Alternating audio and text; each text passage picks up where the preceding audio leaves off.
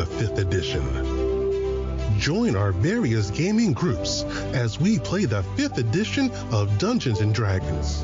And maybe just hang out and chat about gaming in general. Sit back and enjoy the show.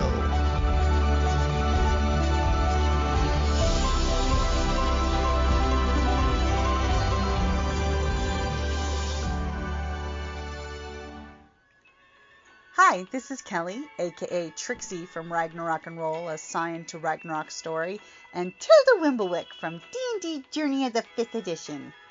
First off, I would just like to say thank you to everyone for listening to our varied adventures, as well as for rating us on iTunes and RPGpodcast.com. If you haven't rated us yet, we would greatly appreciate it if you could. And if you're looking for more ways to support our efforts, we are now on Patreon, a great site where you can help us continue making more podcasts, as well as some special surprises for our patrons. If you can, please look us up at www.patreon.com/cppn. Every little bit helps. And again, thank you for listening. Hey guys, Jim here. And Kelly.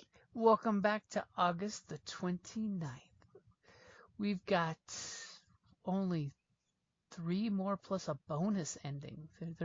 There's totally, I didn't notice on the RPGaDay, but did you notice after day 31 there's a bonus alternate one? What? There are 32 days in August this year? Apparently it was a bonus one that you could use through the month if you wanted. Oh, wow. Of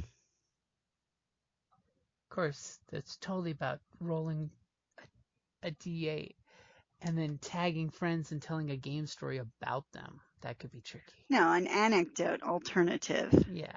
Yeah. So, but for today, what is the topic, Kelly? The topic today would be, who would you like to see take part in #RPGaDay? I think I would have to pick my nephew, and because he's been gaming since, he was young, but, he's not very, he'll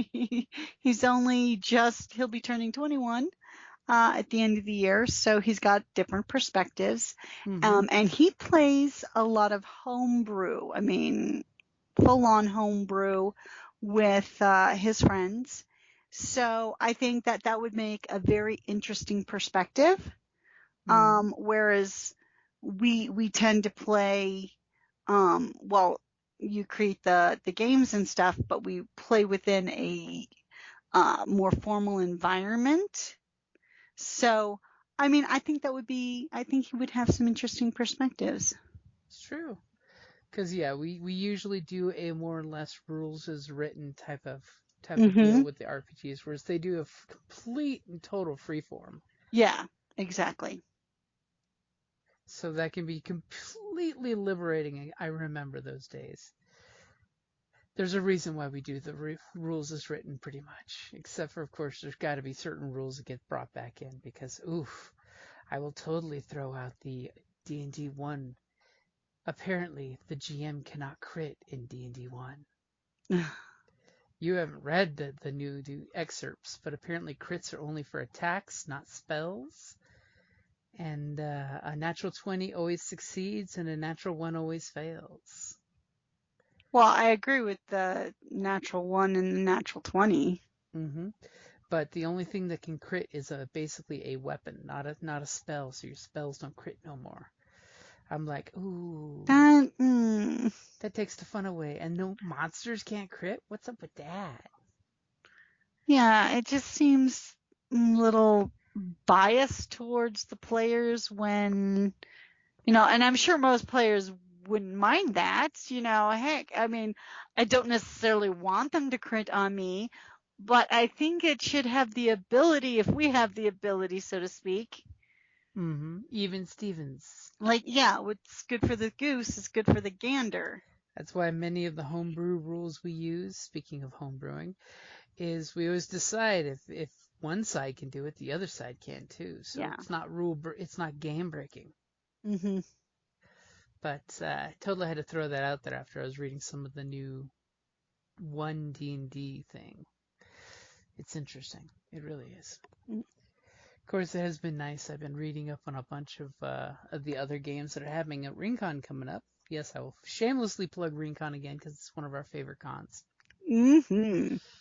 And one person I would love to get doing more RPG days, of course, I'm gonna totally throw it out there, is Golda.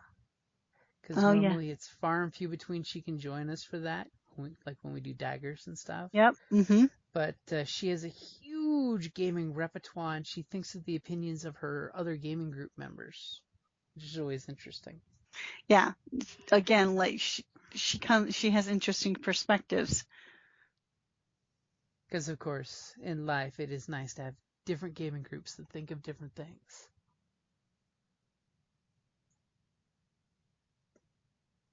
Did I lose you?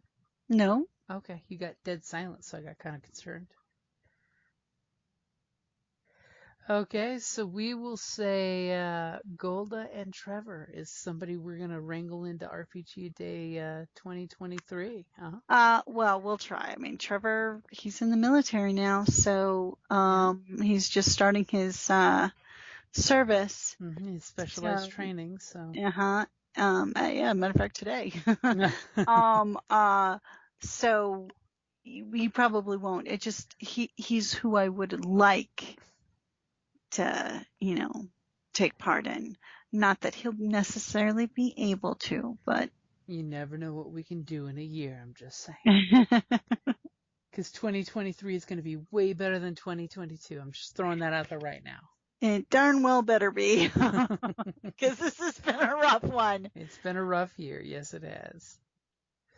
Alrighty, guys. Thank you for listening, and we will be back tomorrow for RPGaDay. The month is almost over. Mm-hmm. All right. Talk to you later, guys. All right, get your butt in the room. Okay, I'll be in there. Be warned, I'm being attacked left and right by mosquitoes and cats. Well, I'll be hiding under the blankie, the sheet. All right, although I did kill a few today. But well, there's a really big one that's going after me. So I got one in here, which is nice. Did you get rid of that one thing that might be attractive? I did not. Okay, all righty. I'll be in the bedroom shortly. Bye. Thank you for listening to D&D Journey of the 5th Edition, a member of the Creative Play and Podcast Network. Please follow us on Patreon at patreon.com/CPPN to never miss a show or stream.